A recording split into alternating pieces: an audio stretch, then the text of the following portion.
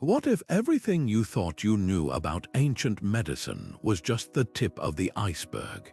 Picture this: long before scalpels gleamed under operating room lights or antibiotics lined pharmacy shelves, healers in distant civilizations were achieving medical miracles that defied their era. They drilled into skulls to relieve pressure on the brain, harnessed the power of mold to fight infections, and mapped the body's inner pathways with astonishing precision. These weren't lucky guesses or crude experiments. They were deliberate, groundbreaking discoveries, some of which remained unmatched for thousands of years. Today, we're diving into a hidden chapter of history where innovation wasn't just ahead of its time. It was centuries ahead, waiting patiently for the modern world to catch up. Think about the last time you walked into a hospital or popped a pill for a headache. Every pill, every procedure, every life-saving technique has roots that stretch back further than you might realize. Ancient scrolls from Egypt describe surgical stitches and wound care with eerie accuracy.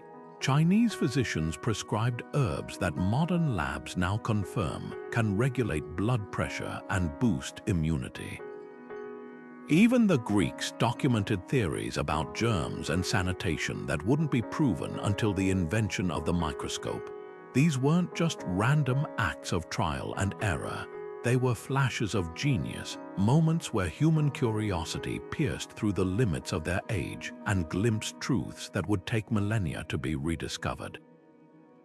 So how did they do it? How did cultures separated by oceans and centuries arrive at such startlingly advanced ideas without the tools we take for granted today? That's the mystery we're about to unravel. From the forgotten pages of medical history to the artifacts buried beneath deserts and jungles, we'll uncover 28 breakthroughs that will leave you in awe of ancient ingenuity. Some of these discoveries were so advanced they were dismissed as myths until archaeology proved them real. Others were quietly passed down through generations, their origins lost to time. But each one reveals the same astonishing truth. The healers of the past weren't just stumbling in the dark. They were pioneers, standing on the edge of a future they could scarcely imagine. Ready to meet them, let's begin. Buried beneath the sands of time, a fragile papyrus from ancient Egypt holds secrets that would revolutionize medicine, if only the world had listened sooner. The Edwin Smith Papyrus isn't just a relic. It's a masterclass in surgical precision, written over 3,600 years ago with a clarity that would make modern textbooks blush. Picture a battlefield physician along the Nile, calmly assessing a soldier's head wound. The papyrus doesn't just say, "Treat this." It meticulously walks through 48 trauma cases like a seasoned instructor, detailing how to suture torn flesh with linen thread, set broken bones with splints, and even diagnose spinal injuries by checking a patient's ability to feel their toes. But here's what separates it from other ancient texts. No pleas to gods, no magical spells, just cold, clinical observation. The birth of evidence-based medicine in an era when most cultures still blamed illness on angry spirits. The real jaw-dropper, a passage describing the brain's wrinkled surface, noting how injuries to specific areas affected speech and movement. This wasn't just anatomy, it was early neurology, written centuries before Hippocrates dubbed the brain the seat of intelligence. How did they know? Egyptian embalmers, while preparing mummies, likely noticed these intricate folds, but instead of dismissing them, someone connected the dots between brain damage and bodily function. That leap of logic wouldn't resurface in Europe until the Renaissance. Even more astonishing, some techniques in this scroll, like using honey as an antibacterial wound dressing, remained gold standard treatments into the 20th century. Modern studies confirm honey's microbial killing properties, proving these ancient surgeons weren't just guessing. They were documenting timeless truths, their ink-stained fingers tracing the blueprint of medical science millennia before it had a name. Yet the greatest mystery isn't what the papyrus contains, it's what happened next. This knowledge didn't spread. It lay dormant, a single copy nearly crumbling into dust until its rediscovery in the 1800s. One can't help but wonder, if this manual had circulated widely, how many centuries of medical stagnation could have been avoided? The answer might unsettle you. Because while we credit modern medicine for its breakthroughs, the Edwin Smith Papyrus whispers a humbling truth: genius isn't bound by time. Sometimes it's simply buried, waiting to be remembered. Now let's travel east to ancient India, where a surgeon's scalpel carved more than flesh. It reshaped history itself. Meet Sushruta, a visionary who walked the banks of the Ganges over 2,600 years ago, performing surgeries so precise they wouldn't become common in Europe until the age of steam engines and telegraphs. His masterpiece, Rhinoplasty, the art of reconstructing noses, a procedure born not from vanity but from necessity. In a time when cutting off noses was a brutal form of punishment, Sushruta offered victims something priceless: dignity. The Sushruta Samhita, his meticulously detailed manual, reads like a modern surgical guide.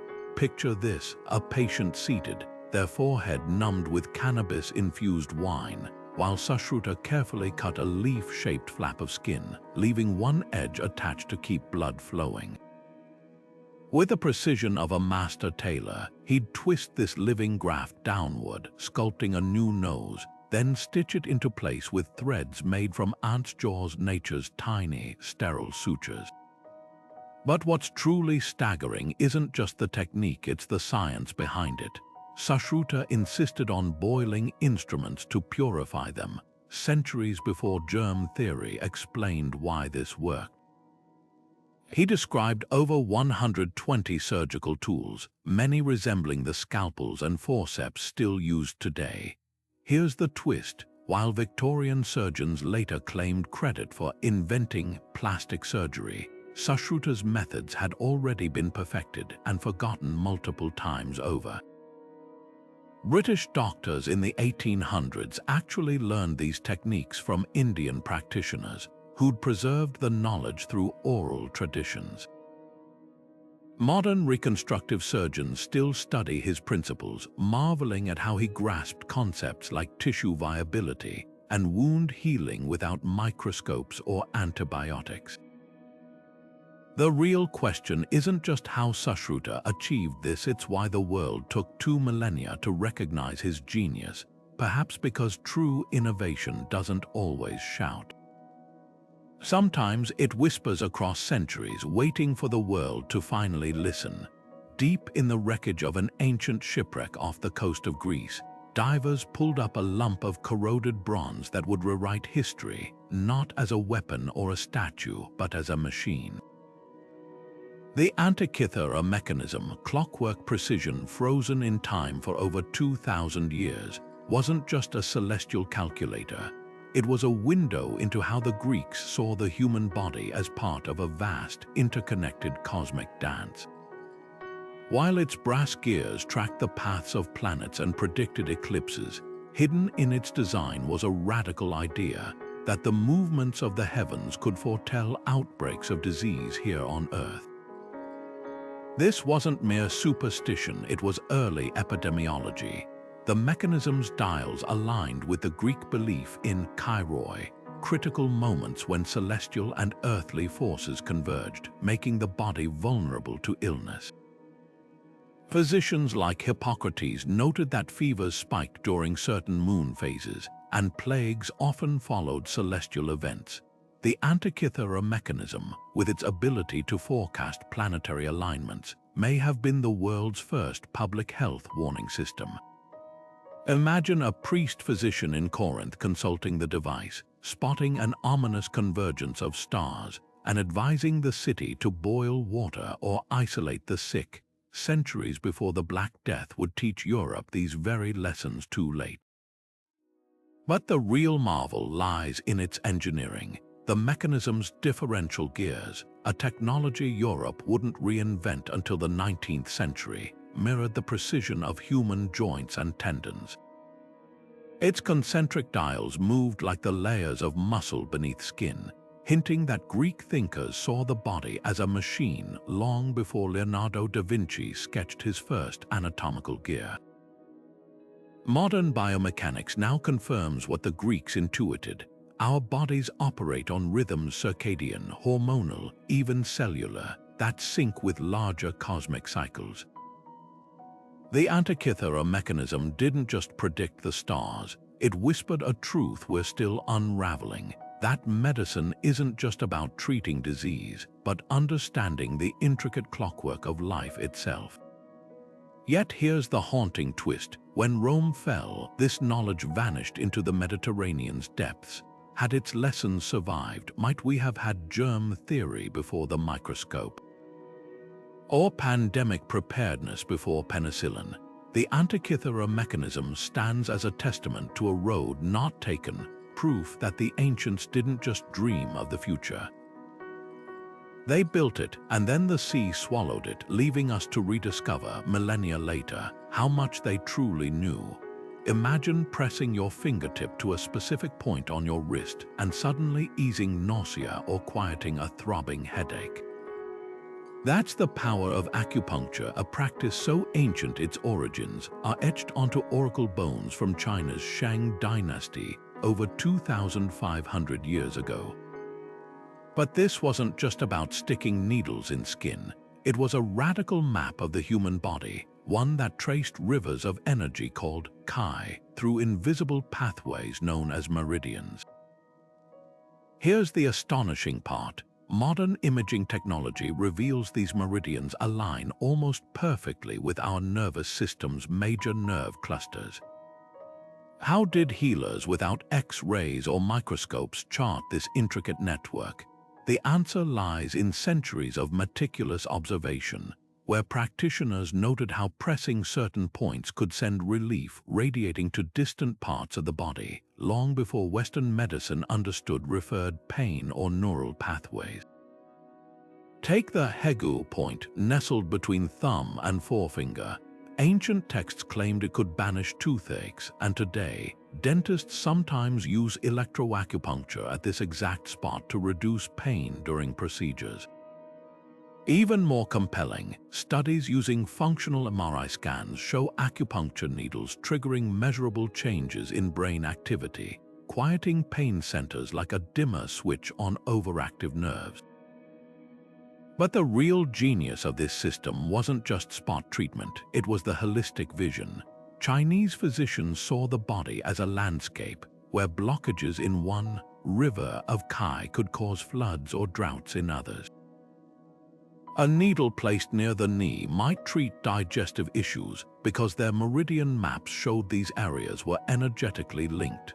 Modern research into the vagus nerve, a superhighway connecting gut and brain, now validates these connections, explaining why stimulating one area can affect another seemingly unrelated. Yet the most haunting question remains: why did it take until the 1970s for Western science to stop dismissing acupuncture as placebo? Part of the answer lies in cultural bias, but another clue hides in the needles themselves. Ancient Chinese metallurgists forged them from bronze and later silver, metals now known to conduct electrical signals from the body's own bioelectric field. Today's stainless steel needles achieve similar effects, but the original designers likely sensed, even if they couldn't prove, that the body's energy wasn't mystical. It was physiological, humming beneath the skin like a current waiting to be harnessed. When NASA astronauts now use acupressure bands to combat space sickness, they're walking a path first carved by healers who listened to the body's whispers millennia ago. And those whispers, it turns out, were speaking the language of science all along.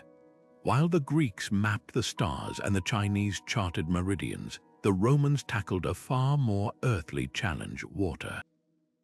Not just any water, but clean, fresh flows that could shield an empire from the invisible killers lurking in every stagnant puddle. Their solution, aqueducts, not merely feats of engineering, but the backbone of history's first large-scale public health system. Picture this: gravity-defying stone channels snaking over hills and through valleys, delivering millions of gallons daily to bustling cities. But here's what made them revolutionary. These weren't just pipes, they were lifelines designed with sloping floors to prevent sediment buildup and covered to block contamination, features modern water systems still emulate. The Cloaca Maxima, Rome's legendary sewer, was equally visionary. What began as a drainage ditch in the 6th century BCE evolved into a sprawling underground network that flushed waste into the Tiber River, keeping streets free of filth. While medieval Europe would later toss chamber pots out windows, Roman citizens enjoyed public latrines with continuously flowing water beneath the seats, a sanitation standard unmatched for 1500 years. But the real genius lay in their understanding of cause and effect. Roman engineers observed that cities with clean water suffered fewer outbreaks, so they replicated the model across their empire from England to North Africa. Modern epidemiology confirms their intuition. Waterborne diseases like dysentery and cholera thrive where sewage mixes with drinking water, yet Roman cities remained relatively plague-free for centuries.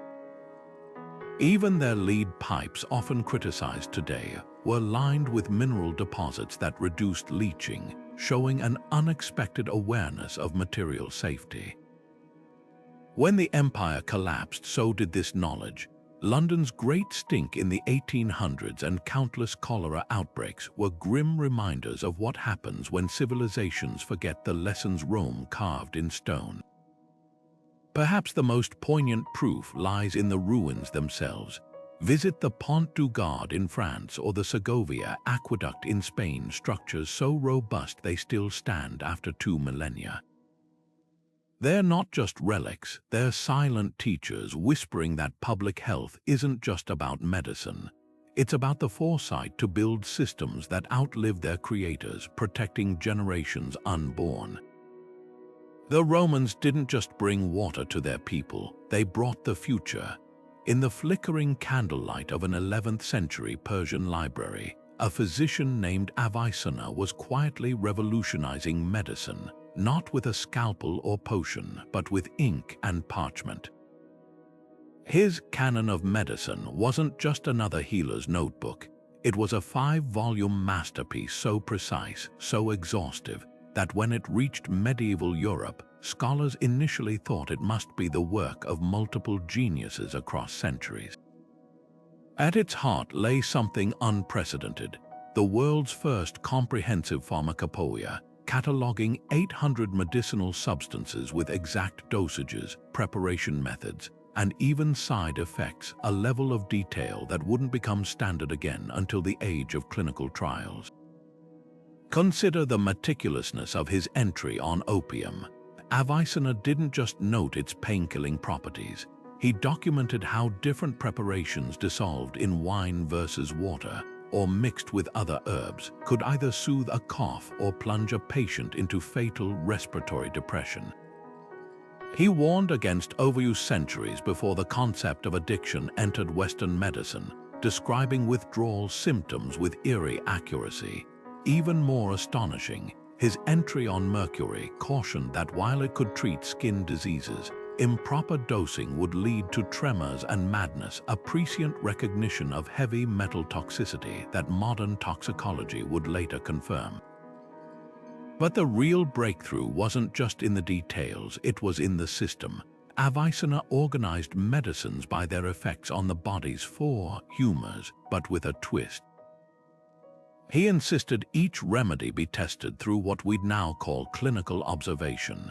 If a fever broke after administering willow bark, he recorded it, and when the same treatment failed, he noted that too. This emphasis on reproducible results made the Canon more than a tradition-bound formulary. It became a living document, updated across generations as physicians added their own verified findings. The irony, while Europe clung to Avicenna's work as gospel for 500 years, Persia itself kept innovating.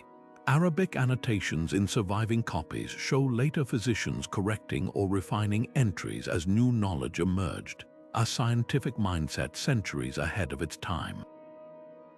When modern researchers recently tested one of his cancer formulations containing saffron and myrrh, they found it slowed tumor growth in lab mice by nearly 40%. The Canon wasn't just history's first drug manual. It was a beacon proving that systematic, evidence-based pharmacology didn't begin in 19th-century laboratories, but in the keen observations of a Persian polymath who understood that nature's pharmacy demanded both reverence and rigor. High in the Andes, where thin air presses against the temples and clouds scrape the mountaintops, Inca healers performed a medical marvel that defies belief, deliberately drilling holes into living skulls. This wasn't some brutal ritual. It was trepanation, one of humanity's earliest and most successful forms of brain surgery, practiced with a precision that would make modern neurosurgeons pause. Imagine the scene: a patient, possibly a warrior with a head injury or someone suffering debilitating headaches, given coca leaves as anesthesia, while a healer selected a bronze toomey knife sharper than any steel of its time. With practiced hands, they'd scrape or drill a precise opening in the skull, carefully avoiding the delicate membranes beneath. The staggering part: 8 out of 10 patients walked away alive, a survival rate that rivaled 19th-century hospitals, where infections routinely turned even minor procedures deadly. What set the Inca apart wasn't just their courage to operate on the brain, it was their mastery of the unseen. Archaeologists examining trep and skulls found smoothed, healed edges around the holes, proof these weren't fatal experiments. The healers understood something critical: cleanliness. They washed their tools in boiled herbal infusions, unknowingly harnessing antiseptic properties that wouldn't be formally recognized until Joseph Lister's work in the 1800s.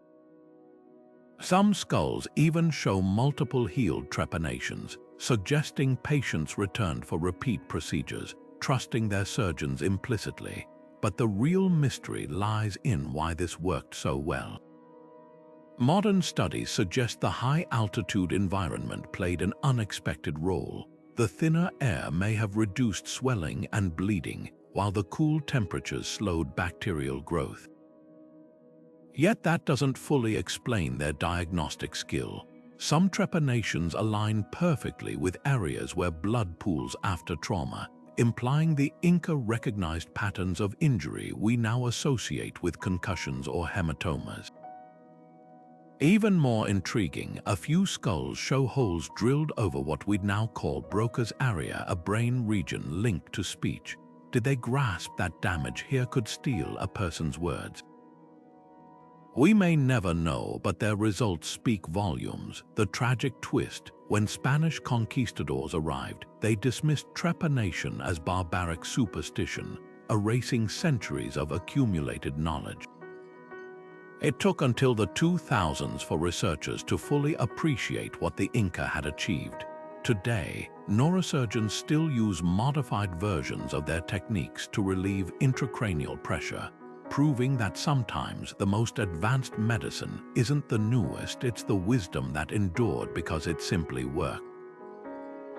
Those ancient healers kneeling on stone floors with bronze in their hands weren't just practicing medicine. They were rewriting the limits of what was possible, one carefully placed hole at a time. Hidden beneath the linen wrappings of an Egyptian noblewoman's mummy lies a clue that shatters our assumptions about ancient medicine: a wooden toe so meticulously crafted, it wasn't just for show. Discovered in a tomb near Luxor and dated to around 950 BCE, this 3,000-year-old prosthetic isn't some ceremonial placeholder. It's a functional masterpiece with hinged joints that mimic the natural flexion of a real toe, allowing the wearer to walk with near-normal balance. Modern imaging even reveals wear patterns on the sole, proving this wasn't buried for the afterlife. It was worn daily, a testament to Egyptian ingenuity solving real-world challenges. What makes this artifact revolutionary isn't just its existence, but its design philosophy. Unlike later European prosthetics that prioritized hiding disabilities, think iron hands covered with gloves, this toe embraced functionality. Carved from lightweight cedar and secured with leather straps, it distributed weight evenly to prevent pressure sores, a detail modern podiatrists would applaud. The curvature of the nail bed even accounts for sandal straps, showing how deeply the maker understood the wearer's lifestyle. But here's the real kicker. When researchers had amputees test a replica, they found it reduced limp significantly compared to going without. That's not craft, that's biomechanics in action, centuries before the term existed. The implications run deeper than one noblewoman's comfort. Medical texts from the same era describe precise measurements for fitting prosthetics, suggesting this toe wasn't a fluke. Papyri mention lifelike limbs for temple dancers and wounded soldiers, hinting at an entire industry lost to time. Even more striking, some mummies show healed amputation sites with no infection, evidence of sterile techniques we'd associate with modern surgery. Yet the greatest mystery is why this knowledge vanished. When European museums first displayed Egyptian prosthetics in the 1800s, doctors dismissed them as curiosities, clinging to crude peg legs and hooks.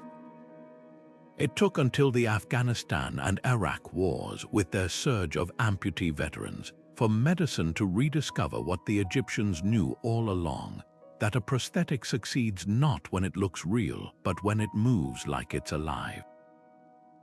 That wooden toe, silent in its glass case, isn't just an artifact. It's a challenge, a reminder that the past often holds the keys to progress if we're humble enough to look. In the hushed halls of ancient India's medical schools, students leaned over texts describing a procedure so delicate it bordered on the miraculous, the removal of cataracts with nothing more than a curved needle and steady hands. The Sushruta Samhita, that same groundbreaking text that revolutionized plastic surgery, also details a method for curing blindness that wouldn't be matched in safety or elegance until the modern era. Here's how it worked. A physician would numb the eye with herbal extracts, then make a tiny incision at the edge of the cornea. With a needle honed to perfect curvature, often made of bronze or bone, they'd gently press the clouded lens downward, dislodging it from its position without rupturing the eye's fragile interior. The patient, once trapped in a milky haze, would suddenly see light again as the obscured lens settled harmlessly at the bottom of the eyeball. What's astonishing isn't just the technique itself, but the understanding behind it. These surgeons knew cataracts weren't some mystical film over the eye, but a physical obstruction within the lens, an insight that wouldn't resurface in Europe until the Renaissance. They even documented post-operative care, instructing patients to lie still with their heads elevated and avoid coughing or sneezing, recognizing the risks of intraocular pressure. Compare this to medieval Europe's couching method, where a blunt instrument would violently knock the lens aside, often causing hemorrhaging or permanent damage. The Indian approach had a success rate that kept it in use for centuries, even traveling westward to influence Greek and Arab physicians. Modern ophthalmologists still marvel at the precision of these early surgeries. The curved needle technique mirrors principles used in today's extracapsular cataract extraction, where the lens is removed intact rather than shattered. Even the herbal anesthetics they used, often containing compounds similar to atropine, are now known to temporarily paralyze eye muscles, preventing accidental movements during the procedure. But the real lesson here isn't just about surgical skill, it's about philosophy. Ayurveda viewed blindness not as an inevitable curse, but as a solvable problem, demanding ingenuity rather than resignation. Yet history, as always, holds an irony.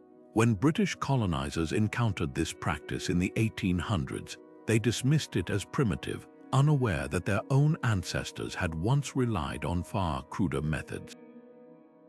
It took the advent of microsurgery in the 20th century for Western medicine to circle back to a truth ancient India had grasped millennia ago, that healing often lies not in force but in finesse. Those bronze needles, long since turned to dust, weren't just tools. They were symbols of a radical idea that even something as fragile as human sight could be restored, if only we dared to approach it with reverence and precision. Picture a sun-drenched courtyard on the Greek island of Kos in the 4th century BCE, where a small group of students stands in solemn silence. Their teacher, Hippocrates, isn't just instructing them on how to set bones or mix herbs. He's demanding something far more radical, an unbreakable vow to place the patient's well-being above all else. This wasn't merely a ceremonial rite of passage. The Hippocratic oath, with its piercing clarity on ethics, shattered the conventions of its time, transforming medicine from a trade into a sacred trust. At its core lay two revolutionary principles that still echo in every doctor's office today: do no harm and keep silence. In an era when healers often peddled dangerous potions for profit or gossiped about wealthy patients' ailments, these words weren't guidelines, they were a seismic shift in how humanity viewed healing. What made this oath truly groundbreaking wasn't just its moral stance, but its recognition of power dynamics. Hippocrates understood something profound: that a physician's knowledge creates an inherent imbalance between healer and patient. Without boundaries, that power could corrupt. So he built safeguards, forbidding the use of treatments that might cause unnecessary suffering, banning abortions with risky methods, and strictly prohibiting relationships with patients that could cloud judgment. Even more strikingly, the oath insisted on confidentiality, shielding patients from the shame of revealing intimate health details, a concept so advanced it wouldn't be formally enshrined in Western law until the 20th century. Yet the oath's brilliance lies in its flexibility. While its ancient version invoked Greek gods, the underlying ethics transcended religion or culture. Medieval Islamic scholars like Al-Razi adapted its principles, while Renaissance physicians debated its nuances. Modern versions have evolved, removing prohibitions on surgery or updating language, but the essence remains unchanged. When Ebola doctors in 2014 risked their lives to treat patients in West Africa, or when COVID-19 nurses isolated for months to protect vulnerable communities, they were upholding the same ethical backbone first articulated by Hippocrates. The irony: some of history's greatest medical atrocities, from Nazi experiments to unethical drug trials, occurred when practitioners abandoned this oath spirit. Its enduring power lies not in blind obedience, but in its radical demand that healers constantly question: am I truly serving the person before me? That question, posed under a Greek sun 2,400 years ago, still pulses at the heart of medicine today, proof that the most enduring breakthroughs aren't always found in scalpels or medicines, but in the courage to wield them wisely. Long before the word vaccine entered the medical lexicon, a daring practice was saving lives in the bustling markets of 10th century China. Healers noticed something peculiar: survivors of smallpox never caught the dreaded disease again. Rather than dismissing this as luck, they turned observation into action, grinding dried scabs from recovered patients into a fine powder and blowing it into the nostrils of healthy individuals through a slender bamboo tube. This wasn't mere folk medicine. It was the world's first documented attempt at inoculation, a bold defiance of nature's cruelty that laid the foundation for modern immunology. The technique, called variolation, might sound crude today, but its results were anything but. Records from the Song dynasty describe how inoculated patients developed milder cases of smallpox, often just a few pustules rather than the full body ravages of natural infection. Some Ming dynasty physicians even refined the method, storing scab material in sealed containers for months to weaken the virus, a primitive form of attenuation that wouldn't be scientifically understood until Pasteur's work 9 centuries later. What's astonishing isn't just their success rate, estimated at 97% survival for the inoculated versus 30% for natural smallpox, but their understanding of dosage. They knew too much powder could kill, while too little might fail to protect, calibrating their measurements with a precision that modern clinical trials would recognize. Yet the real breakthrough lay in their grasp of transmission. These healers didn't just mimic nature, they improved upon it. By introducing the virus through nasal membranes rather than skin contact, they triggered a stronger immune response with less risk. European observers in the 1700s would later adopt similar methods, but with a critical flaw: they used fresh pus injected into arm incisions, often causing full-blown cases. The Chinese approach, refined over 800 years of practice, remained superior until Jenner's cowpox vaccine finally surpassed it, the bitter irony. When variolation reached Europe via the Silk Road, it faced fierce resistance from clergy who called it unchristian, and doctors who dismissed Asian medicine as superstition. It took a smallpox outbreak that killed a reigning monarch to force acceptance, proof that innovation often travels faster than open minds.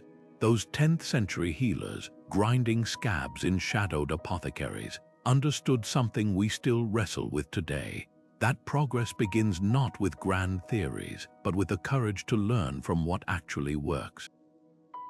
Their legacy pulses in every vaccine vial, a testament to humanity's oldest survival tactic, turning plagues into protection, one daring experiment at a time. While Europe languished in the so-called Dark Ages, a quiet revolution in medical education was unfolding under the domed ceilings of 9th century Persia. Step inside the grand bimaristans of cities like Baghdad and Damascus, not mere places of healing, but the world's first true teaching hospitals, where innovation wasn't just practiced but systematically passed down. Picture glass-walled operating theaters where students observed surgeries without disrupting the sterile field, lecture halls stocked with translated Greek and Indian texts, and specialized wards separating contagious diseases from surgical cases, features that wouldn't become standard in Europe for another 800 years. What set these institutions apart wasn't just their scale. Some accommodated thousands of patients, but their integration of theory and practice. Each morning began with rounds where senior physicians like Al-Razi would diagnose complex cases while students took notes, followed by hands-on training in the pharmacy wing where they learned to compound medicines with precise measurements. The library was the heart of these hospitals, housing painstakingly copied manuscripts from across the known world, all catalogued using an early Dewey Decimal System that allowed instant retrieval. This wasn't just healthcare, it was the birth of evidence-based medical education, where every treatment decision had to be justified by reference to both classical texts and current observations. The real genius lay in their quality control measures. Persian hospitals maintained detailed patient records, tracking outcomes to determine which treatments worked best, a primitive form of clinical research. They even had ethics committees that reviewed difficult cases, anticipating modern hospital review boards by a millennium.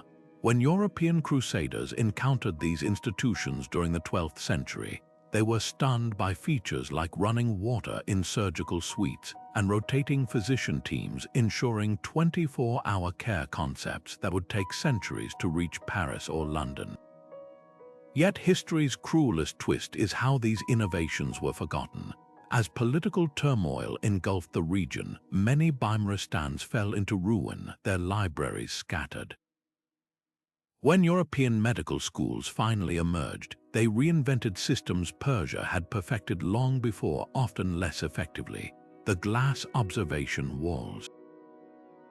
Replaced by crowded galleries where students jostled for views, the meticulous case records lost to anecdotal teachings. Today, as modern hospitals increasingly adopt features like interdisciplinary teams and integrated libraries, we're not inventing something new. We're remembering what was once known: that healing thrives where knowledge flows freely, where observation meets opportunity, and where medicine is treated not as a trade, but as a sacred continuum of learning. Those Persian halls where the air hummed with the quiet intensity of discovery held a truth we're still rediscovering: that the future of medicine depends not just on brilliant minds, but on systems that nurture them. Beneath the linen wrappings of an Egyptian mummy's jaw lies a secret that rewrites the history of dentistry: a molar meticulously packed with resin and malachite, its surface still smooth after 4,000 years. This isn't just an artifact, it's evidence of the world's oldest known dental fillings, a practice so advanced it wouldn't be matched in Europe until the Middle Ages. Imagine a patient in Thebes, reclining under the hot glare of the sun as a healer mixed powdered green malachite, a mineral with natural antibacterial properties, with resin from acacia trees. Pressed into the cavity and hardened, this mixture didn't just plug the hole, it actively fought decay, soothing the tooth's nerve while sealing out infection. Modern analysis reveals these fillings contained copper compounds now known to inhibit bacterial growth, proving ancient dentists weren't just guessing, they were engineering solutions. What's even more remarkable is the precision of their work. Scans of mummified jaws show fillings placed with anatomical accuracy, avoiding the tooth-sensitive pulp chamber. Some specimens reveal multiple treated teeth in a single mouth, suggesting routine dental care rather than emergency interventions. The adhesives they used, likely a blend of plant resins and beeswax, were so durable that many fillings remain intact today, outlasting modern composites that crack after decades. Even their tools show sophistication. Excavations have uncovered delicate bronze drills with interchangeable bits, some as fine as 2 millimeters wide, capable of cleaning decay without shattering the tooth. But the real revelation lies in their understanding of oral health. Egyptian medical papyri describe toothaches as worms gnawing the bone, a metaphor that hints at their grasp of decay's progressive nature. They prescribed mouthwashes of honey and crushed garlic, a combination modern studies confirm can kill cavity-causing bacteria, and even designed early toothbrushes from frayed twigs with antiseptic properties. This wasn't just palliative care, it was preventive medicine, recognizing that a healthy mouth required both treatment and maintenance. The tragic irony.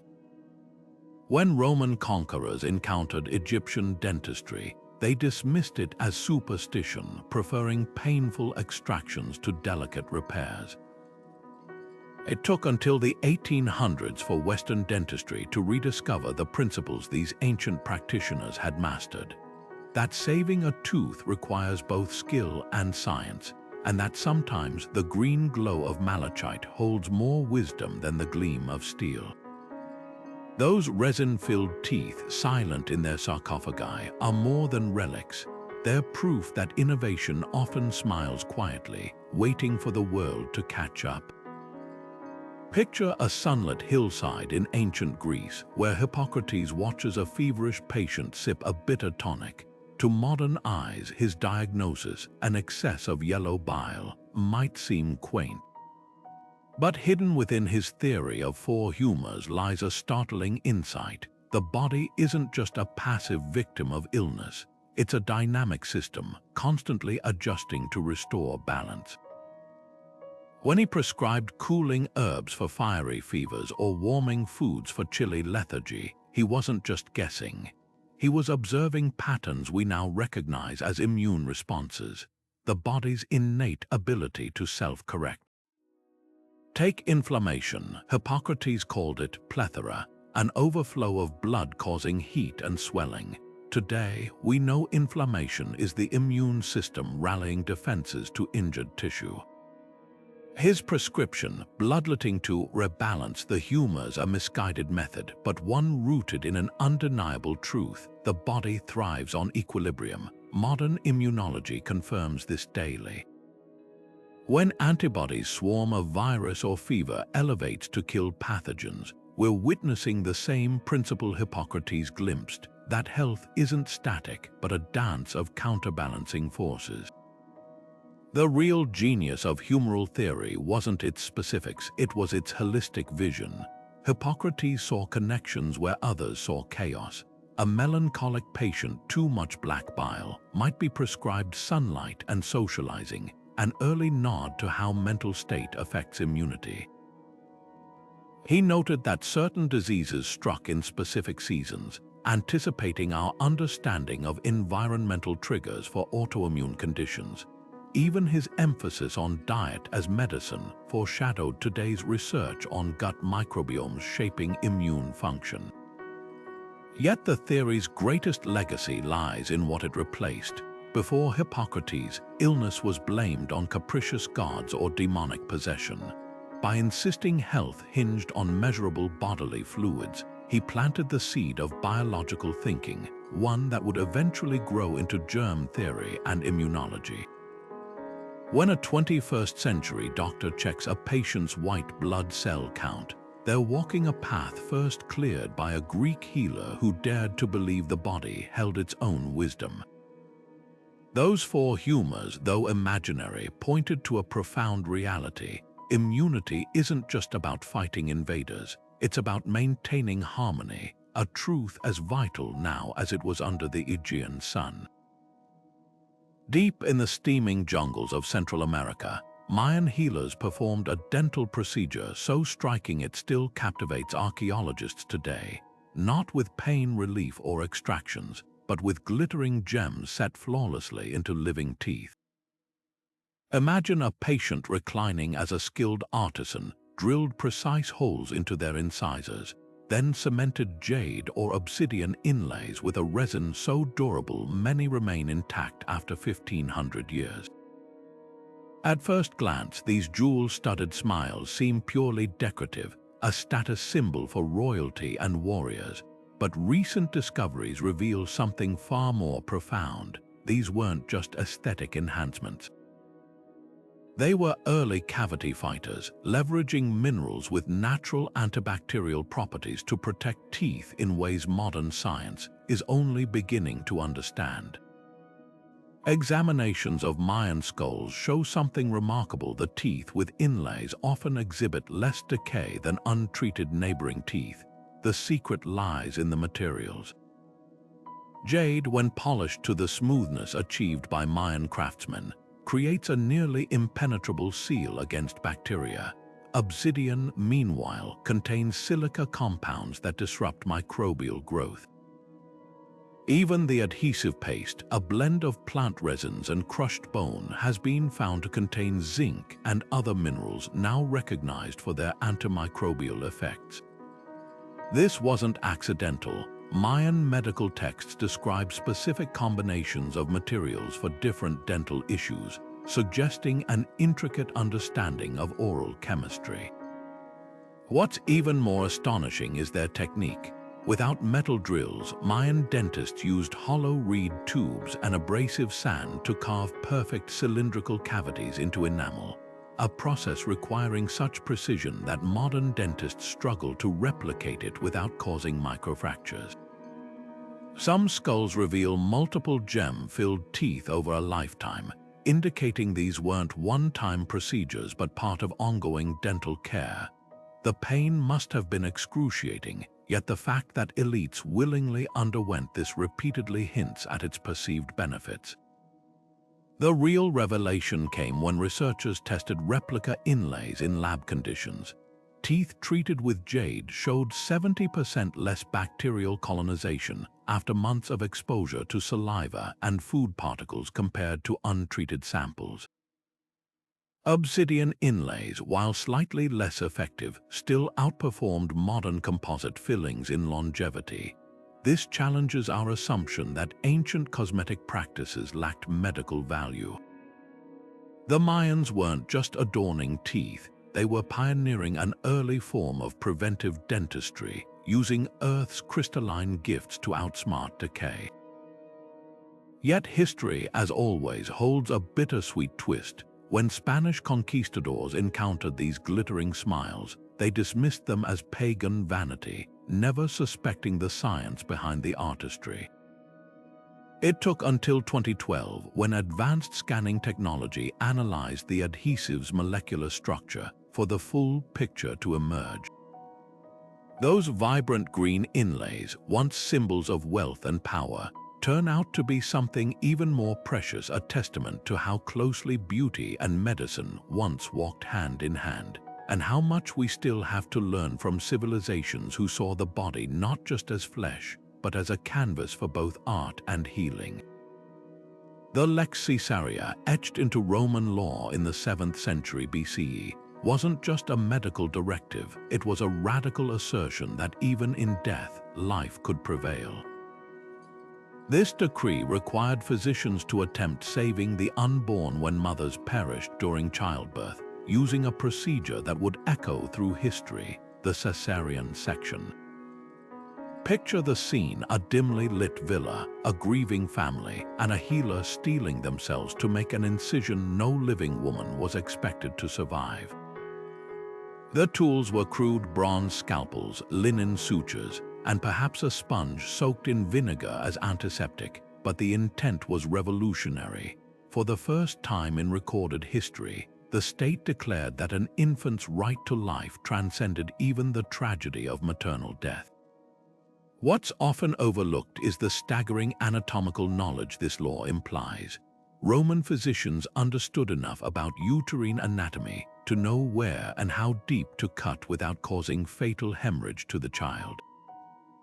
They recognized that the placenta had to be carefully separated, and the umbilical cord tied, techniques that wouldn't be formally documented in medical texts for another 1,000 years. Some accounts suggest they even had primitive methods for clearing fluid from the newborn's airways, using hollow reeds to suction mouths and nostrils.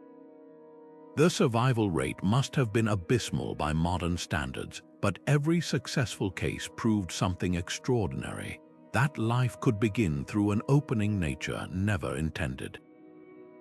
The mythology surrounding Julius Caesar's birth, that he was cut from his mother's womb, obscures the real heroism of these early procedures.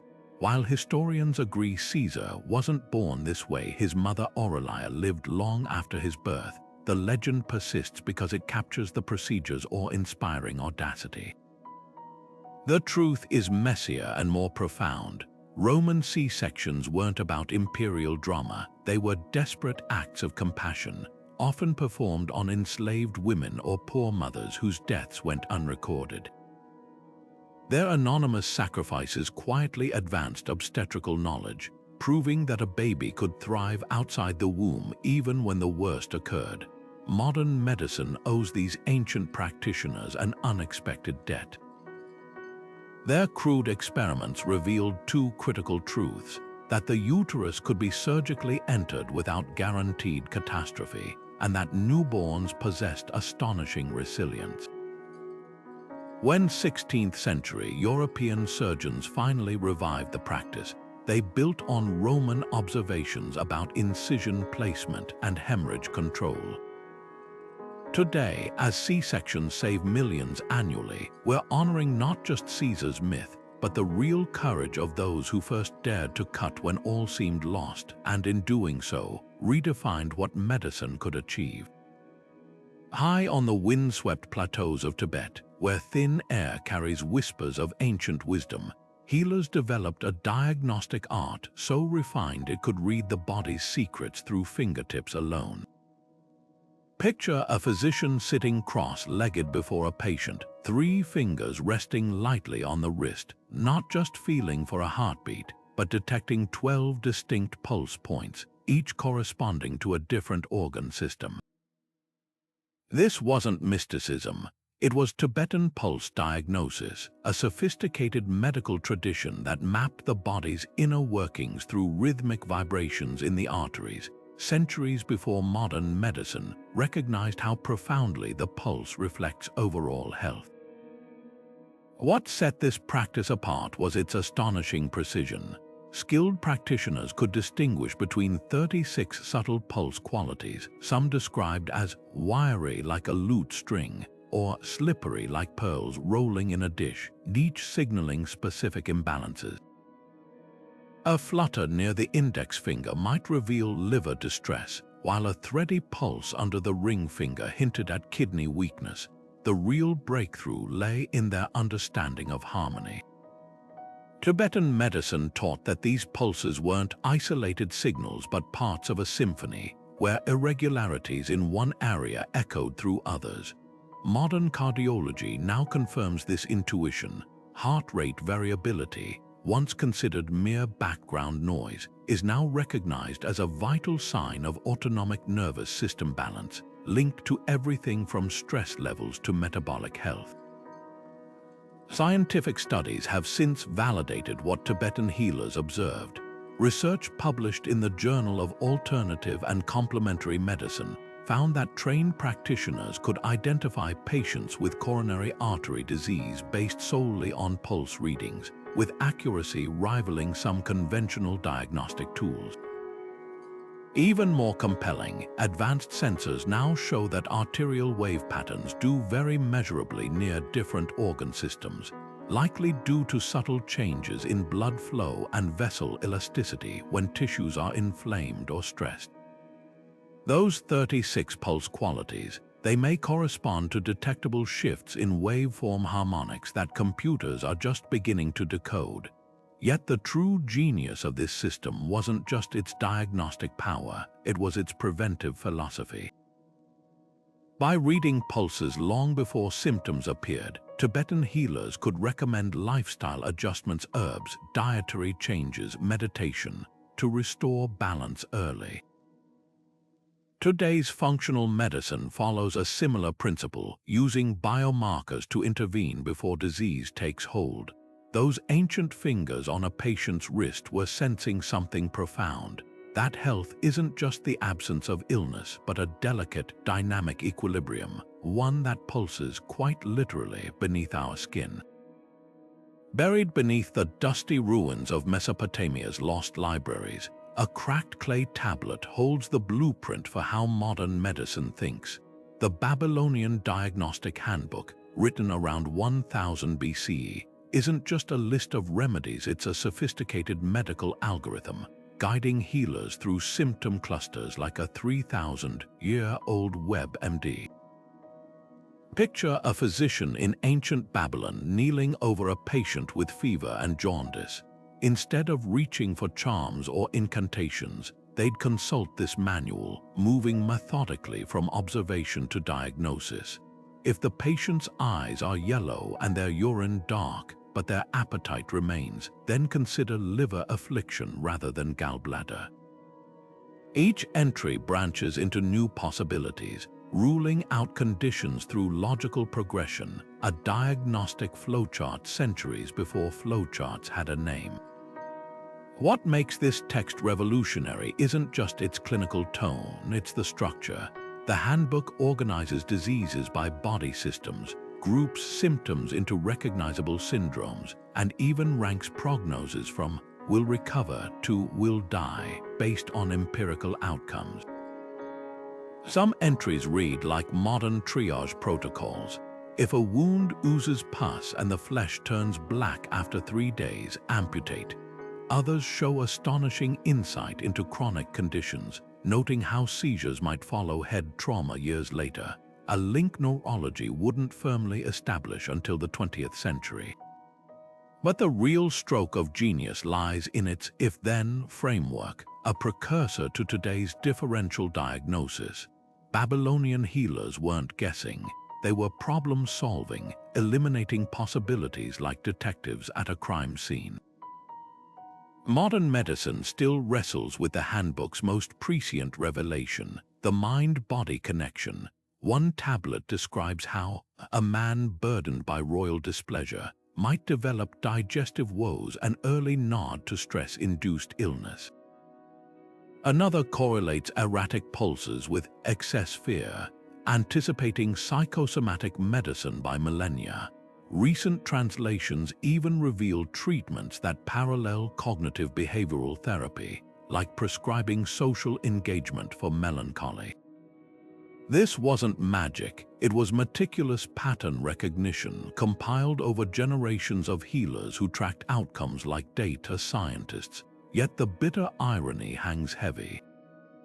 When this text was rediscovered in the 1900s, many scholars dismissed it as mere superstition, blinded by their own bias against primitive medicine.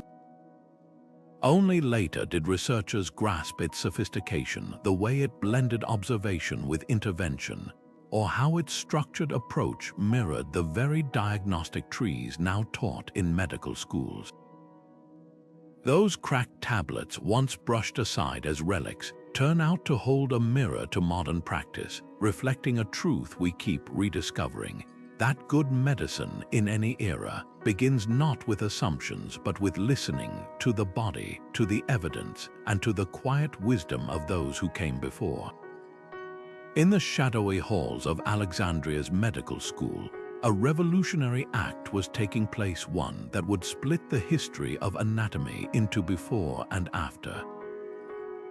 Herophilos, a Greek physician working in 300 BCE, leaned over a dissected body, his scalpel tracing delicate white cords that others had mistaken for tendons. But where previous healers saw only connective tissue, Herophilos saw highways of sensation and movement, the nervous system, meticulously mapped for the first time in human history.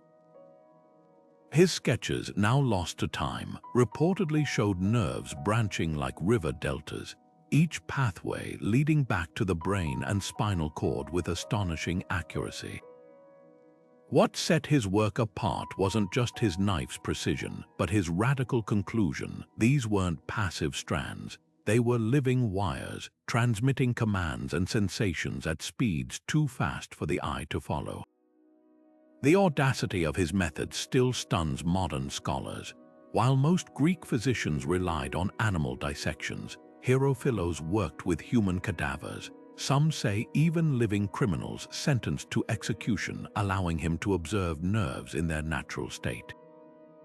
He distinguished sensory nerves from motor nerves centuries before electromagnetism would explain how impulses traveled. His descriptions of the optic nerve's path from eye to brain were so exact, Renaissance artists like Leonardo da Vinci would later copy them wholesale into their anatomical sketches. Even his naming conventions endure. The torcular hierophily, a crucial vein confluence at the brain's base, still bears his mark in today's medical textbooks. But here's what makes his discovery truly extraordinary. Without microscopes or staining techniques, Herophilos deduced that nerves were hollow, an observation modern electron microscopy would later confirm, showing how nerve fibers channel electrical impulses through fluid-filled sheaths. He theorized the brain was the body's command center, dismissing Aristotle's belief that the heart housed intelligence. When he traced the vagus nerve's winding path from brainstem to abdomen, he unknowingly mapped what we now call the gut-brain axis, a direct neural link between digestion and emotion that's revolutionizing psychiatry today. The tragedy: his manuscripts burned with Alexandria's great library, leaving only fragments quoted by later scholars. For over 1,000 years, physicians would continue conflating nerves with tendons until Vesalius and other Renaissance anatomists rediscovered his lost truth.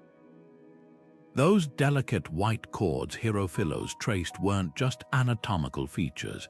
They were the threads of a revolution snipped short by history's cruelty. Yet every time a surgeon today spares a nerve during an operation, or a neurologist traces a symptom back to its neural root, they're walking a path first cleared by a Greek pioneer who dared to see what no one else could, that beneath the skin's surface lay an electrical cosmos waiting to be decoded. In a quiet corner of 13th century China, a magistrate named Song Sai penned a manual that would transform justice forever, not with swords or laws, but with meticulous observation and science. His Washing Away of Wrongs wasn't just another legal text.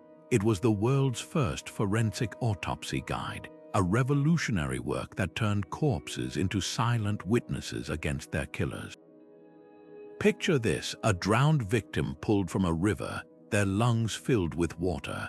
While medieval European courts might rely on spectral evidence or trial by ordeal, Song Sai's manual instructed investigators to place slices of the victim's lung tissue in water. If the tissue floated, the person had drowned alive. Water had penetrated their airways. If it sank, the victim was likely dead before entering the water, suggesting foul play. This wasn't guesswork, it was empirical science centuries before the term forensics existed. The manual's precision still stuns modern pathologists. Song Sai documented how to distinguish suicide by hanging from staged hangings, by examining neck bruises and ligature marks. He described testing suspicious knives by plunging them into animal carcasses to compare wound patterns. Even more remarkably, he pioneered early bloodstain analysis, noting how the shape and distribution of splatters could reveal the weapon used and the assailant's position. One passage details how to expose hidden bruises by heating vinegar and holding it near the skin, a technique still used today to reveal subcutaneous hemorrhaging. The manual even addressed decomposition, teaching investigators to account for bloating and skin slippage when estimating time of death, concepts that wouldn't enter Western forensics until the 18th century. What set Song Sai apart wasn't just his methods, it was his philosophy. He insisted every case demanded fresh eyes, warning against reliance on confessions extracted through torture. In one chilling account, he described a murder where flies clustered on a sickle in a suspect's barn, attracted to invisible traces of blood. The farmer confessed only after seeing this evidence, a moment that prefigured modern trace analysis. The manual's influence rippled across Asia, shaping legal systems from Korea to Vietnam, yet it remained virtually unknown in Europe until the 19th century. The bitter irony, while Victorian detectives later claimed credit for inventing forensic science, Song Sai's work had already systematized it 600 years prior. Modern crime labs, with their luminol sprays and DNA swabs, are the heirs of a Chinese magistrate who understood that truth hides not in whispers or superstitions, but in the quiet details. The way a wound angles, the weight of a waterlogged lung, the silent testimony of a single fly. His manual's title, Washing Away of Wrongs, carries a profound message we're still learning, that justice thrives not in haste or assumption, but in patient, unwavering attention to what the dead can teach us. Long before modern pharmacies stocked shelves with contraceptive options, Egyptian women held a surprisingly sophisticated solution in the palms of their hands, a sticky paste of honey and acacia gum, meticulously documented in the Canon Papyrus around 1850 BCE. This ancient prescription wasn't just folk medicine. It was a scientifically validated method for preventing pregnancy, blending ingredients that modern labs now confirm have potent spermicidal properties. Picture a woman in Thebes mixing these everyday substances into a thick gel, applying it to a lint or papyrus barrier before intimacy. What seemed like a simple household remedy was in fact a breakthrough in reproductive autonomy, leveraging chemistry that wouldn't be fully understood for millennia. The real genius lies in the acacia. When dissolved in liquid, this thorny tree's gum naturally ferments into lactic acid, the very same compound found in many modern vaginal gels and contraceptive films. Lactic acid creates an inhospitable environment for sperm by lowering pH levels, effectively immobilizing and neutralizing them before they can reach an egg. Honey, meanwhile, isn't just a binding agent. Its high sugar content draws moisture out of sperm cells through osmosis, while its natural enzymes further disrupt motility. Together, these ingredients formed a 1-2 punch against conception, a formula so effective that traces of similar recipes appear in later Greek and Roman texts. What's even more remarkable is how this knowledge was preserved. The Canon papyrus, discovered in 1889, reads like a pragmatic medical manual, listing contraceptive methods alongside treatments for toothaches and back pain.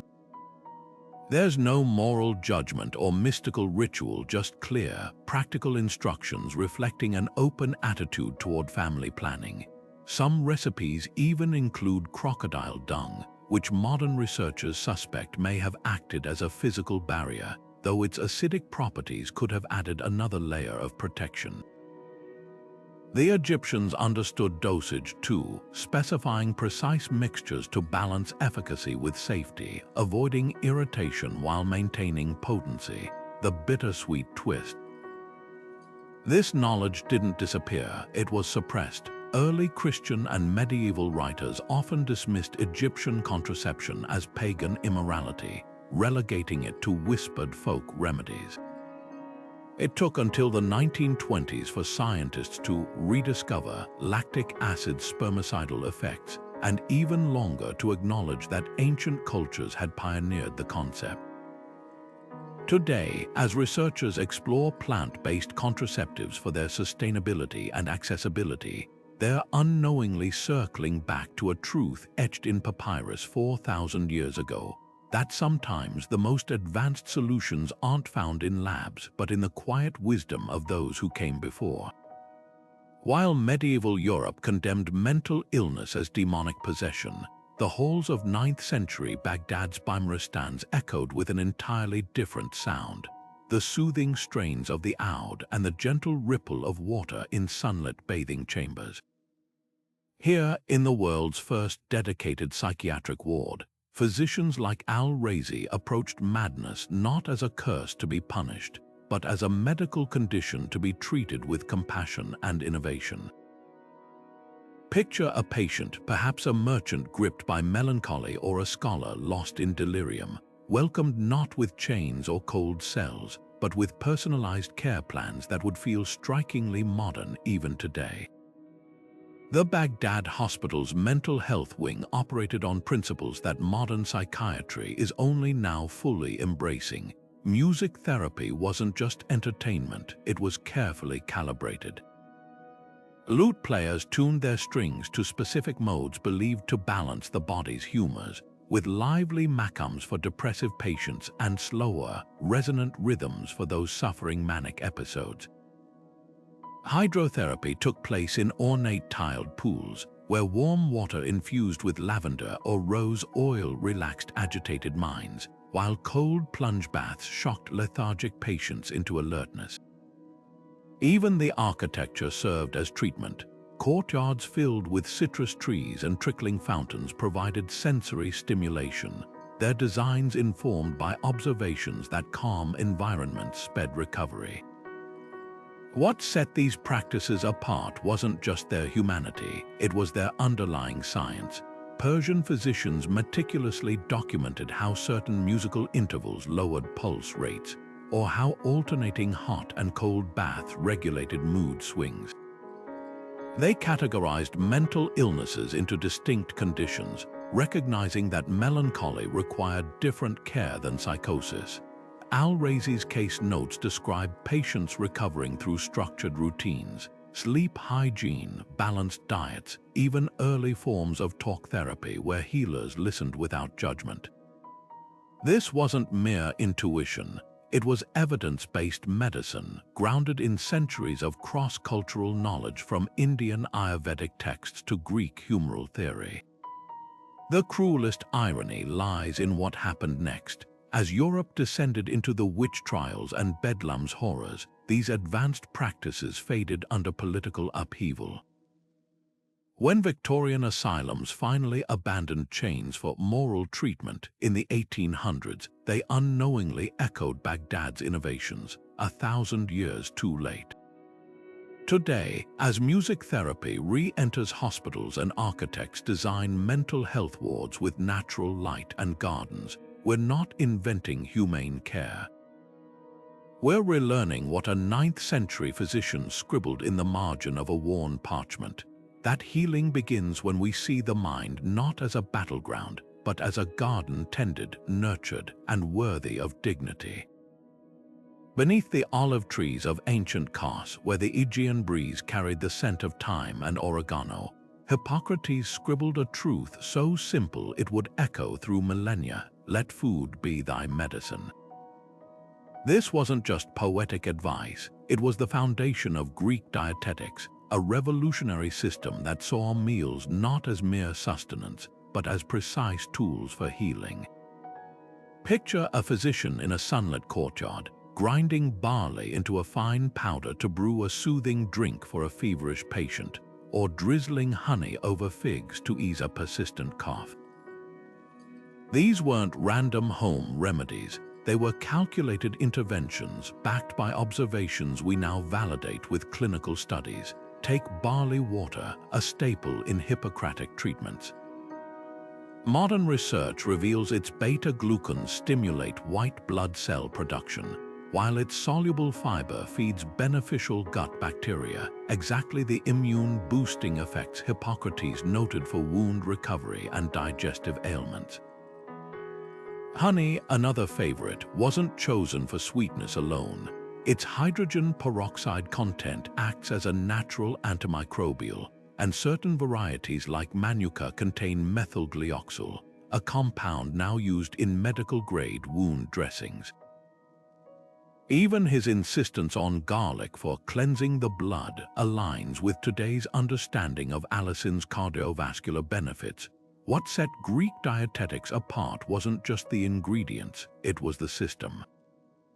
Hippocrates categorized foods by their energetic qualities, cooling cucumbers for inflamed joints, warming ginger for sluggish digestion. He paired specific herbs with seasonal shifts, prescribing mint in summer to cool the body and rosemary in winter to stimulate circulation. This wasn't guesswork, it was an early form of nutritional biochemistry, recognizing that food alters our internal environment long before we had terms like phytochemicals or microbiome. The real breakthrough lay in customization. Greek physicians tailored diets to individual constitutions. Athletes received protein-rich meat and cheese to build muscle, while sedentary scholars ate lighter meals of fish and greens to sharpen focus. They even adjusted flavors for therapeutic effect: bitter dandelion to stimulate bile flow, sour pomegranate to curb excessive appetites. Modern functional medicine now follows this same principle, using nutrigenomics to personalize diets based on DNA. Yet history's irony stings. When pharmaceutical science rose in the 19th century, these dietary approaches were dismissed as antiquated until researchers rediscovered the gut-brain axis and immune nutrition links in the 21st century. Those Hippocratic scrolls, once shelved as relics, now inform cutting-edge research on how polyphenols fight inflammation or how fermented foods regulate mood. The ancient Greeks didn't just grasp that food heals. They built a science around it, one we're finally relearning, not through microscopes, but by returning to the wisdom of a healer who saw the kitchen as his first pharmacy. Deep in the forests of the Appalachian Mountains, Cherokee healers gathered bundles of golden roots and fragrant leaves, unaware they were harnessing nature's antibiotic centuries before microscopes revealed the microbes they fought against. Golden seal, with its vibrant yellow rhizomes, and sage, its silver-green leaves crackling with aromatic oils, weren't just ceremonial plants, they were battlefield medicine, pressed into wounds to prevent the creeping death of infection. Modern labs have since confirmed what these healers knew instinctively. Compounds like berberine in golden seal and rosmarinic acid in sage don't just slow bacterial growth. They obliterate even drug-resistant strains like MRSA, punching holes in bacterial membranes with the precision of targeted pharmaceuticals. The Cherokee approach wasn't haphazard. They processed these plants with deliberate care, steeping golden seal in cold water to preserve its alkaloids or burning sage to create antiseptic smoke for cleansing surgical tools.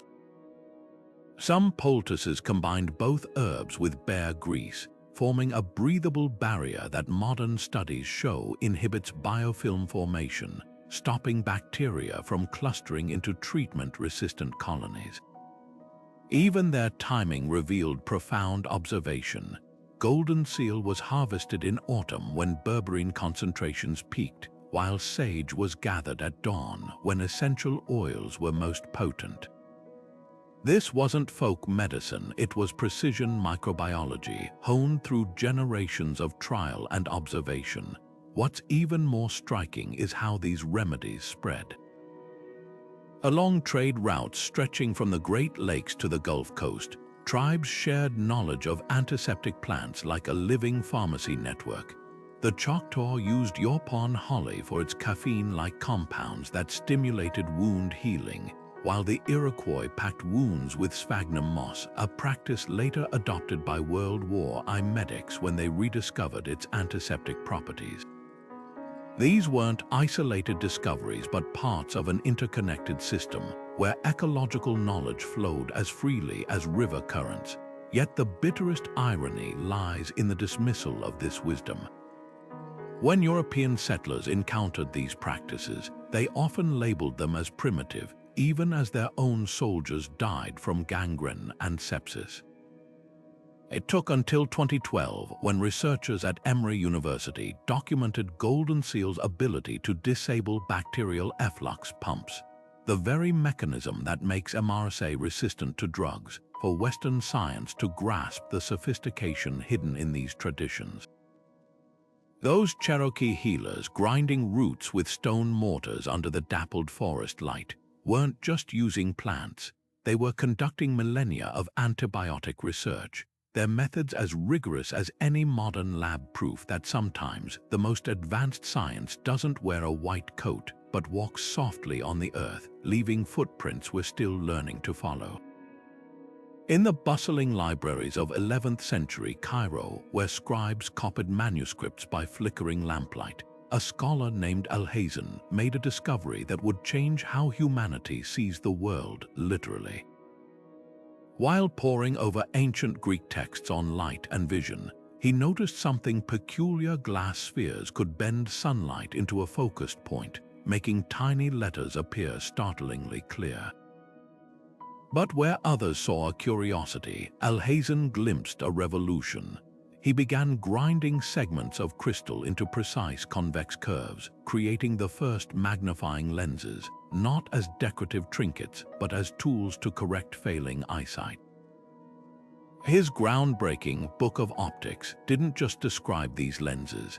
It laid down the mathematical laws governing how light bends through curved surfaces, formulas so accurate they're still used today to design everything from eyeglasses to telescope lenses.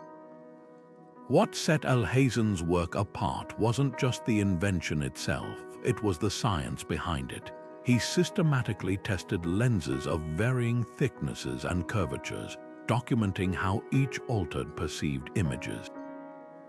He realized that aging eyes lost flexibility, making nearby objects blurry, a condition we now call presbyopia, and proposed concave lenses for nearsightedness centuries before European opticians caught on. Even more astonishing, his sketches of the eye's anatomy correctly depicted the retina as the light-sensitive layer, disproving the prevailing Greek theory that vision emanated from the eyes like torches. Modern ophthalmologists still reference his descriptions of how the cornea and lens work together to focus light, a principle foundational to laser eye surgery. The ripple effects of his work are almost incalculable. Without Alhazen's optics, there would be no Galileo peering at Jupiter's moons, no Liu Wenhoek spotting microorganisms in a drop of water. His lenses became the prototypes for eyeglasses, which spread to medieval Europe via Islamic Spain, transforming scholarship by allowing aging monks and scholars to continue reading. But the real marvel is how close he came to unlocking even greater secrets. In one prescient passage, he speculated about stacking lenses to achieve greater magnification, a concept that would later birth both the microscope and the telescope. Yet history, as always, holds a twist. While Europe celebrated Roger Bacon as the father of optics in the 13th century, Bacon himself credited the Arab scholar for his breakthroughs. Alhazen's name faded in the West even as his lenses reshaped civilization. Today, as we slide on reading glasses or marvel at Hubble's cosmic images, we're touching the legacy of a man who saw further, not because his eyes were sharper, but because his mind dared to bend light itself to human will. Those polished crystal discs once cradled in a Cairo scholar's palm weren't just tools. They were the first cracks in the darkness, letting in a light we've been following ever since. In the dim glow of a 10th century Chinese apothecary, a healer weighed a shimmering liquid in a bronze-scale mercury, deadly and beautiful, about to become medicine. This wasn't alchemy or guesswork. It was a calculated gamble against one of history's most feared diseases, syphilis. By the year 1000, Chinese physicians had documented mercury's startling effect on the plum blossom sores that marked the disease's progression. Applied as ointments, inhaled as vapors, or even swallowed in minuscule doses, this toxic metal didn't just mask symptoms, it actively slowed the infection's march through the body.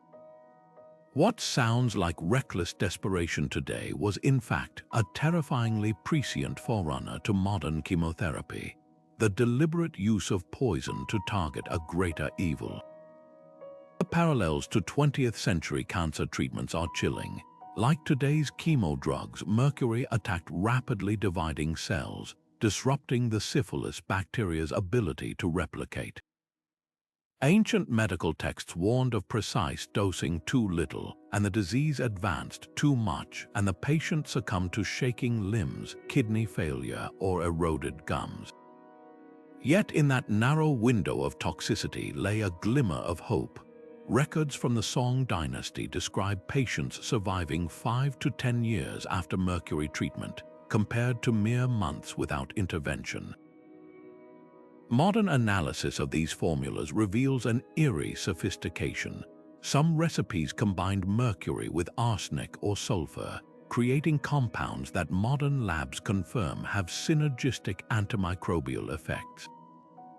But the real breakthrough wasn't just the treatment, it was the observation behind it. Chinese physicians noticed mercury's effects didn't stop at syphilis.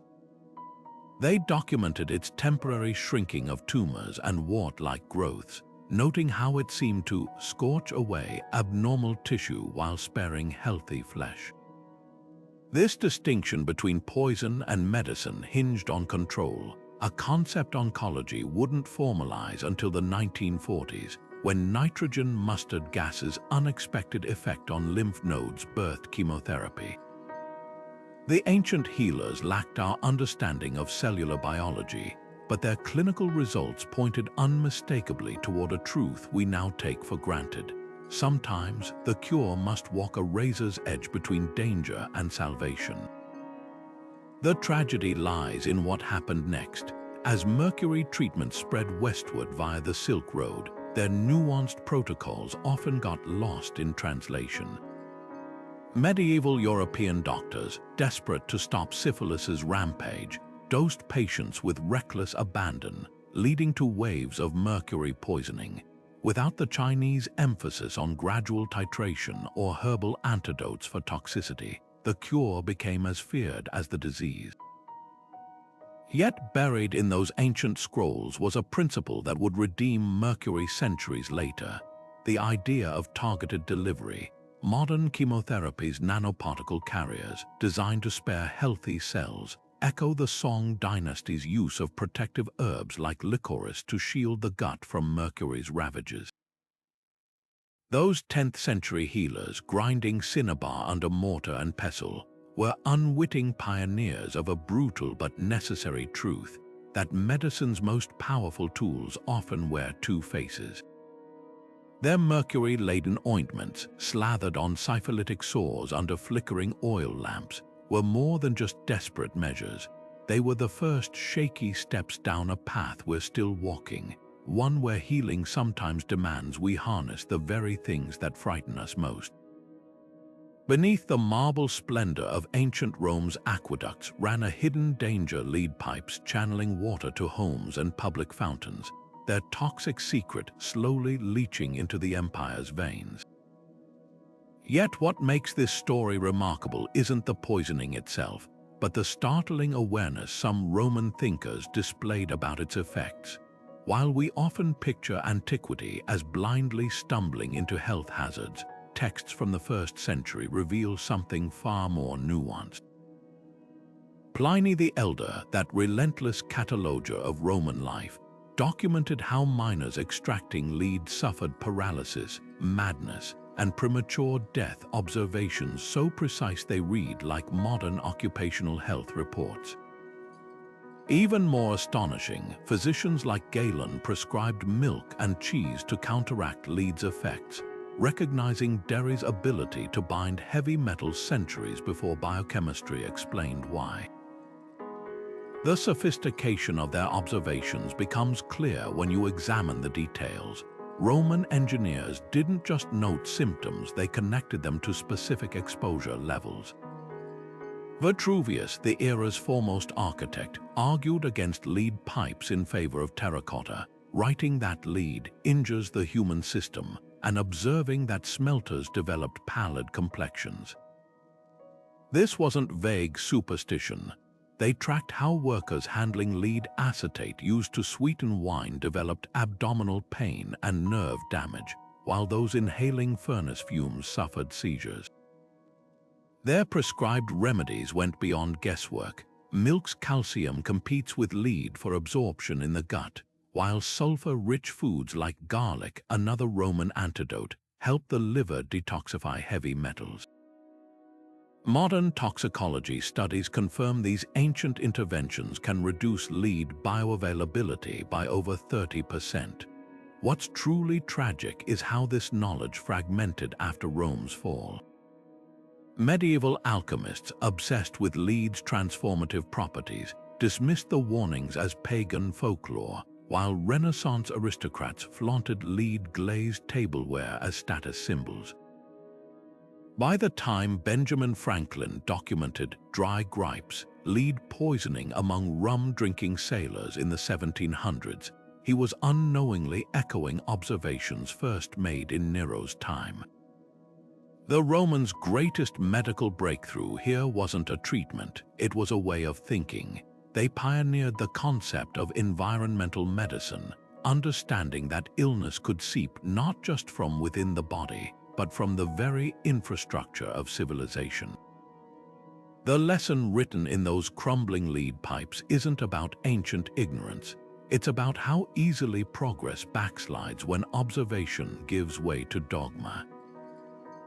Those pallid miners, their trembling hands recorded in scrolls 2,000 years ago, were more than casualties, they were the first sentinels, their suffering a warning we've had to relearn time and again.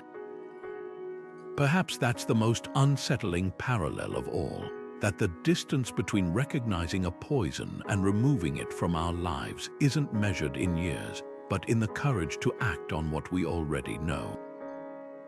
High atop the cliffs of Epidaurus, where the Aegean wind carried whispers of both pain and hope, stood the most advanced medical facilities of the ancient world, the Asclepians.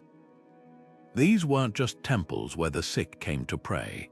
They were sprawling wellness complexes, blending surgical theaters with dream incubations and dramatic performances in a holistic approach that modern medicine is only now fully appreciating. Picture a patient arriving after days of travel, their body racked with fever or a festering wound. Instead of being handed a potion and sent away, they'd begin a meticulously structured healing journey. Priests doubled as physicians, first bathing them in sacred springs whose waters we now know contained natural sulfur springs with antibacterial properties. Then came the surgeries performed with instruments so precise, archaeologists still debate how they achieved such clean incisions without modern metallurgy. But the true genius of these sanctuaries lay in what happened next. Patients would sleep in the abaton, a silent hall where dreams were considered divine diagnostics. Modern sleep studies reveal the profound wisdom here. During REM sleep, the brain processes trauma and regulates immune responses. The Greeks didn't know the neuroscience, but they observed that restful sleep often preceded recovery. When patients awoke, their dreams were interpreted not as omens, but as psychological clues. A warrior reliving battle nightmares might need emotional release, while a merchant dreaming of storms could be suffering from stress-induced ailments. This dream analysis wasn't mystical guesswork. It was an early form of psychotherapy, recognizing that the mind's unrest could manifest in physical symptoms. Then came the most unexpected prescription, theater. At Epidaurus's legendary amphitheater, patients watched tragedies by Sophocles and Euripides, their seats precisely arranged so even a whisper from the stage carried clearly, an acoustic marvel we now know can synchronize heartbeats in an audience. The Greeks understood something modern science confirms, that witnessing cathartic stories reduces cortisol levels and boosts endorphins. A soldier with PTSD watching Ajax's descent into madness might find his own rage mirrored and released. A grieving parent seeing Niobe's sorrow could begin processing loss. This wasn't entertainment, it was targeted emotional surgery, using drama to lance psychological wounds so the body could heal. Parallels to today's holistic health movement are uncanny. Modern hospitals now incorporate art therapy, mindfulness gardens, and even virtual reality simulations to reduce preoperative stress, all echoes of the Asclepian model. Functional medicine's focus on the gut-brain axis mirrors the Greek belief in interconnected systems. Even the rise of psychedelic-assisted therapy for trauma finds precedent in the sacred rituals performed at these temples, where carefully measured doses of ergot-infected barley may have induced healing visions under controlled conditions. Yet the greatest lesson of the Asclepians isn't in their individual methods, it's in their refusal to separate the body from the mind or spirit. When archaeologists unearthed stone tablets recording miracle cures at these sites, they expected to find only prayers to Asclepius. Instead, they discovered detailed case notes. Ambrosia of Athens, blind in one eye, treated with surgery and dream incubation. The Greeks knew what we keep rediscovering, that true healing requires treating the whole person, not just the disease. Those sunlit colonnades where the scalpel and the stage were given equal reverence hold a truth as vital now as it was 2,000 years ago. Sometimes the most advanced medicine doesn't come from a single breakthrough, but from the courage to see health as a tapestry woven from countless threads. From trepanation to vaccines, these 28 breakthroughs shatter the myth that ancient medicine was merely trial and error or superstition. They reveal a pattern of deliberate, insightful innovation where healers from Egypt to China, Greece to the Andes, achieved feats that wouldn't be matched for centuries, sometimes millennia. The tragedy isn't just that these discoveries were forgotten, it's how many were dismissed as impossible until archaeology and modern science proved them real. Think of the Inca surgeons whose trepanation patients walked away with higher survival rates than 19th century hospitals, or Sushruta's rhinoplasty techniques that still inform plastic surgery today. These weren't accidents, they were the result of meticulous observation, daring experimentation, and a profound understanding of the human body that transcended their era's technological limits. What's even more humbling is realizing how much might still be waiting to be rediscovered. For every Edwin Smith papyrus that survives, countless scrolls have crumbled to dust. For every Antikythera mechanism pulled from the sea, how many other devices were melted down for scrap? The past whispers tantalizing clues, like the Mesopotamian clay tablets hinting at early anesthesia, or the Mayan dental inlays that fought decay better than modern fillings. Each archaeological dig, each newly translated manuscript could rewrite another chapter of medical history. This isn't just about marveling at the past, it's about questioning our assumptions. How many of today's groundbreaking therapies have roots in forgotten knowledge? When NASA studies acupressure for space sickness or labs analyze Egyptian honey bandages for antibiotic properties, they're closing circles that were left open for thousands of years. The real lesson here isn't that ancient healers were lucky. It's that human ingenuity, when paired with curiosity and compassion, can achieve extraordinary things, no matter the century. So let's keep the conversation alive. Which of these breakthroughs stunned you the most? Was it the precision of Babylonian diagnostic handbooks, or the way Persian hospitals prefigured modern medical education? Drop your thoughts in the comments, because history's greatest innovations deserve to be remembered, discussed, and celebrated.